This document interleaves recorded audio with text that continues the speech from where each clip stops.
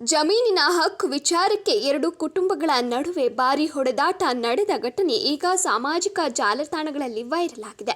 ಸುಮಾರು 2 ದಿನಗಳ ಹಿಂದೆ ನಡೆದ ಈ ಘಟನೆಯಲ್ಲಿ ಜಮೀನನ್ನ ಉಳುಮೆ ಮಾಡಲು ಒಂದು ಕುಟುಂಬ ಟ್ರ್ಯಾಕ್ಟರ್ ಸಮೇತ ಸ್ಥಳಕ್ಕೆ ಬಂದಾಗ ಮತ್ತೊಂದು ಕುಟುಂಬದವರು ಜಮೀನಿನ ಹಕ್ಕು ನಮ್ಮದು ಎಂದು ಆಕ್ಷೇಪವನ್ನ ವ್ಯಕ್ತಪಡಿಸಿದ್ದಾರೆ.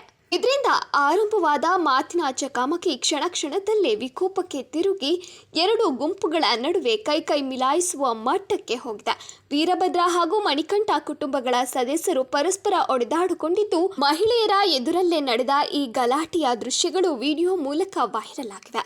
ಈ ಘಟನೆ ಹೊಳೆನರಸೀಪುರ ತಾಲೂಕು ಚಿಕ್ಕ ಬ್ಯಾಗತವಳ್ಳಿ ಗ್ರಾಮದಲ್ಲಿ ನಡೆದಿದೆ. ಘಟನೆಯ ಸಂಬಂಧ ಹೊಳೆನರಸೀಪುರ ಗ್ರಾಮಾಂತರ ಪೊಲೀಸ್ ಠಾಣೆಯಲ್ಲಿ ದೂರು ಮತ್ತು ಪ್ರತಿದೂರು ದಾಖಲಾಗಿದ್ದು, ಪೊಲೀಸರು ತನಿಖೆಯನ್ನ ಕೈಗೊಂಡಿದ್ದಾರೆ.